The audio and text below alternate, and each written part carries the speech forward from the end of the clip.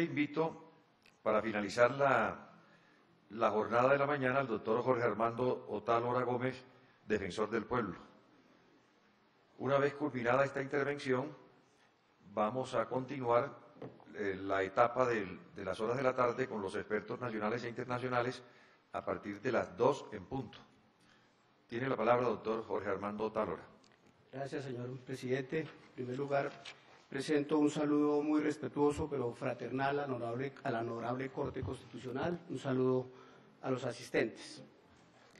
Agradezco a los honorables magistrados y magistradas de la Corte Constitucional por haber invitado a la Defensoría del Pueblo a ser parte de la deliberación pública en la audiencia en la que se discute la posibilidad de que exista matrimonio igualitario en Colombia. La decisión que tomará la Corte en este caso es una oportunidad trascendental para la superación de los prejuicios que históricamente han afectado a la población LGBTI. El prejuicio es una fuente de toda discriminación y exclusión. Es una idea equivocada que se asume como cierta y que diferencia lo correcto de lo incorrecto y lo normal de lo anormal. Es un estereotipo que no habita en los cuerpos de quienes son discriminados, sino en la mente de quienes discriminan. Así como las ideas impulsan acciones, el prejuicio motiva violencias. Algunas organizaciones presentes en este recinto han denunciado ampliamente las agresiones que cotidianamente victimizan a las personas con orientación sexual o identidad de género diversas en Colombia. Por eso, las decisiones del juez constitucional deben tener la vocación de impactar los imaginarios sociales y contribuir a la superación de esos estereotipos que tanto daño han hecho a la ciudadanía de nuestro país. Desafortunadamente, las instituciones en general y el derecho en particular han servido de vehículos para reproducir esos contextos de discriminación y exclusión que han padecido las personas LGBTI. Históricamente, las leyes han institucionalizado un sentimiento de repugnancia nacido del prejuicio y que atenta contra toda persona que libremente decide desafiar las normas sociales que han sido impuestas como obligatorias. Martha Nussbaum expuso cómo un incomprensible sentimiento de asco generado al presenciar actos de afecto homosexual motivó la proliferación de leyes que prohibían y que prohíben aún a las parejas del mismo sexo gozar de los mismos derechos de las parejas heterosexuales. Pero en un Estado pluralista y democrático, el sentimiento de repugnancia debe ser eliminado de la legislación y reemplazado por el espíritu de justicia que favorezca la reivindicación de los derechos.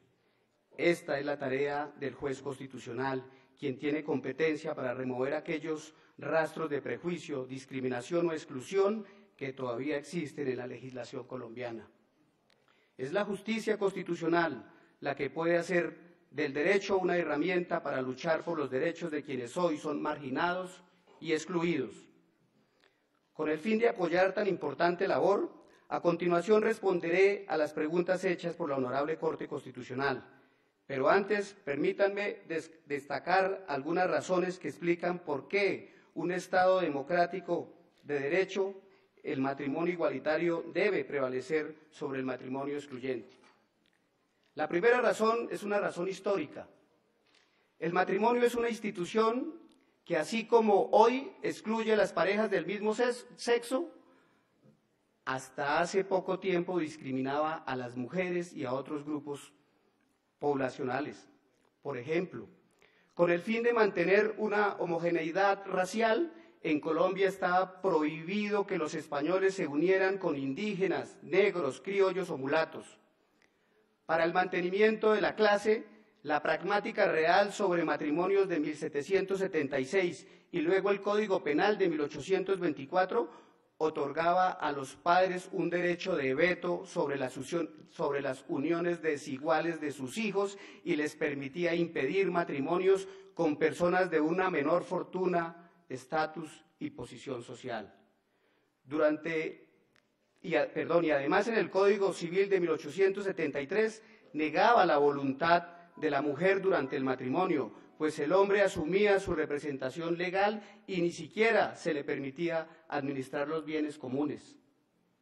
Las injusticias reproducidas por el matrimonio comenzaron a cambiar parcialmente en el siglo XX y la normatividad dejó de discriminar a las mujeres, a los indígenas, a los pobres y a otros grupos. Hoy se escribe un nuevo capítulo de la historia de la institución del matrimonio, en el que la Corte Constitucional tendrá la posibilidad de avanzar en la garantía de una ciudadanía plena para las parejas del mismo sexo y proteger el derecho de todo individuo a casarse sin importar con quién. La segunda razón proviene de la filosofía política.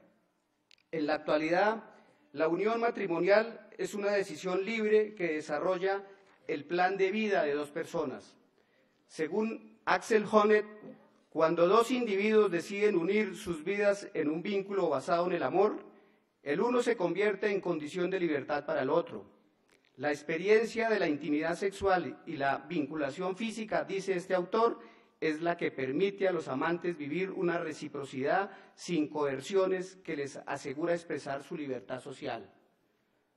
Pero dicha libertad es anulada cuando esa unión basada en el amor es obstaculizada por el propio Estado, cuando la ley impide la realización de un proyecto de vida de dos individuos que buscan conformar una familia mediante un matrimonio, está abandonando el principio esencial de no intervención estatal en la esfera privada de las personas. Cuando esto ocurre, el autoritarismo triunfa sobre la libertad social.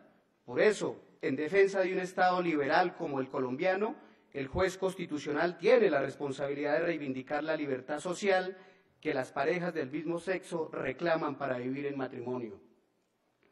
Y la tercera es una razón jurídica que me permite pasar a responder como defensor del pueblo las preguntas de la Honorable Corte. Estas respuestas pretenden colaborar en la mejor construcción posible del nuevo capítulo de la historia de la jurisprudencia constitucional que desde 1994 ha avanzado progresivamente en el reconocimiento y la protección de las personas LGBTI y de las parejas del mismo sexo. Hoy el protagonista de la historia es el matrimonio igualitario. Esperemos que el nuevo capítulo que está por escribir la Corte guarde coherencia con sus precedentes y que, como toda buena historia, logre un final feliz en el que el personaje principal salga victorioso. Primer interrogante. La Corte pregunta sobre la responsabilidad de jueces y notarios al momento de decidir si casan o no parejas del mismo sexo. Al respecto, la Defensoría del Pueblo no tiene duda que cuando un servidor público une en matrimonio civil a dos personas del mismo sexo, está obrando en coherencia con la jurisprudencia constitucional. Unir en matrimonio a una pareja que acude a sus despachos, sin importar el sexo de los contrayentes, significa actuar con una comprensión integral y sistemática de la Constitución política y de la jurisprudencia de la Corte. Celebrar matrimonios igualitarios es en sí mismo una garantía para los derechos de las parejas del mismo sexo y es el deber de todo servidor público tomar decisiones que favorezcan la protección de derechos de todo ciudadano o ciudadana bajo el respeto del derecho a la igualdad. Segundo, la Corte pregunta si las parejas del mismo sexo tienen derecho a contraer matrimonio civil. Como defensor del pueblo, soy enfático en esta respuesta.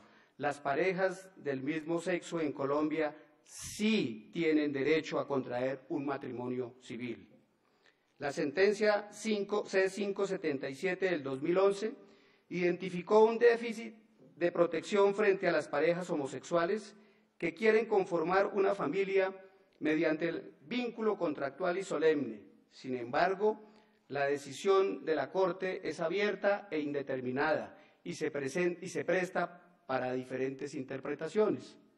Dicha indeterminación se mantiene vigente y es un obstáculo para el goce efectivo de los derechos de las parejas del mismo sexo.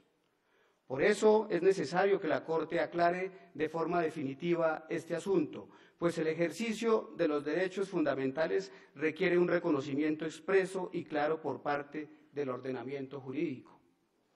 Dicha aclaración, en criterio de la entidad que represento, se satisface mediante un razonamiento lógico de la siguiente manera. Primero, la Corte reconoció que las parejas del mismo sexo tienen derecho a unirse mediante un vínculo contractual de naturaleza civil y solemne, que tengan los mismos efectos que tiene el matrimonio civil.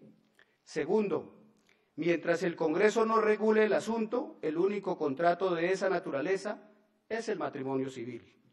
En conclusión, como el Congreso no legisló sobre la materia, las parejas del mismo sexo tienen derecho a unirse mediante un matrimonio civil, y esto se explica, entre otras, porque el único contrato que tiene vocación de modificar el estado civil de las personas es precisamente ese matrimonio. Tercer interrogante. La Corte Constitucional pregunta si ella tiene competencia para decidir sobre el matrimonio de parejas del mismo sexo o si dicha competencia reside únicamente en el Congreso de la República.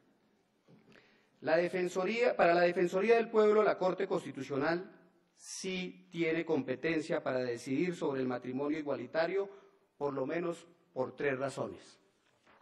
En primer lugar, porque las democracias contemporáneas no son sinónimos del reino de las mayorías. El reconocimiento de derechos no depende del apoyo o el rechazo de la mayoría de ciudadanos. Al contrario, las democracias contemporáneas mantienen vivo el precedente madisoniano que resalta el compromiso constitucional con la garantía de derechos de los grupos históricamente discriminados. La entidad encargada de hacer cumplir ese compromiso es la Corte Constitucional, sin lugar a dudas, y los derechos se deben proteger con independencia de esa opinión mayoritaria. Incluyen el derecho a contraer matrimonio civil sin importar el sexo de las personas. En segundo lugar, porque la experiencia comparada demuestra que en la práctica los tribunales constitucionales han sido protagonistas en la protección del matrimonio igualitario. En países como Argentina, Canadá, Sudáfrica y Estados Unidos se han abierto las puertas al matrimonio de parejas del mismo sexo a través de una decisión judicial de un tribunal constitucional, sin que ello afecte la estabilidad de esos ordenamientos jurídicos y mucho menos de esas sociedades. Y en tercer lugar, porque en nuestro caso la competencia de la Corte se encuentra justificada a partir de su propio ejercicio de autorrestricción, ya que en el año 2011 este tribunal, respetando la deliberación pública, otorgó al Congreso un término de 2 años para legislar en la materia, y solo cuando éste no lo hizo, convocó a este espacio para pronunciarse sobre este tema. En cuarto y último planteamiento, la Honorable Corte pregunta sobre el alcance de la figura del vínculo contractual, mencionado en la sentencia C-577 del 2011. Para la Defensoría del Pueblo es claro que un simple vínculo contractual no es igual a un matrimonio civil. El ordenamiento jurídico colombiano condenaría a las parejas unidas mediante dicho vínculo contractual a asumir cargas y a perder beneficios que no son sufridos por quienes se casan mediante matrimonio civil. Son muchas las limitaciones, las restricciones y los ejemplos de tratos desiguales que generan la restricción del derecho de las parejas del mismo sexo a unirse mediante un vínculo contractual.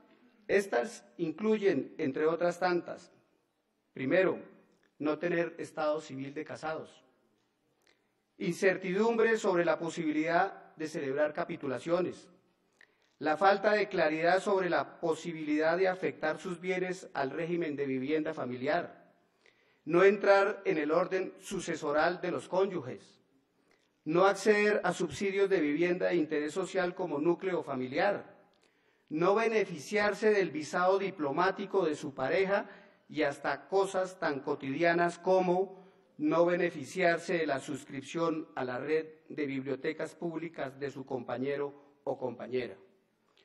No son diferencias retóricas las que existen entre el vínculo contractual y el matrimonio civil. Son desigualdades profundas que no pueden ser ignoradas por el juez constitucional ni por aquellos que tenemos la responsabilidad de promover y difundir institucionalmente la defensa de los derechos. Reinaldo Arenas, un escritor homosexual cubano perseguido en vida por su orientación sexual, decía que, comillas, toda manifestación de vida es en sí un enemigo de cualquier régimen dogmático, cierro comillas. Los dogmatismos son enemigos de las libertades sociales y los prejuicios son amigos de la opresión y la violencia. Estoy seguro que en esta oportunidad el discurso de los derechos se mantendrá en favor de la libertad y el igualitarismo, y que el discurso de la exclusión quedará encerrado entre sus propias cadenas dogmáticas. Por eso es necesario proteger el derecho de las parejas del mismo sexo a acceder al matrimonio igualitario. Muchísimas gracias.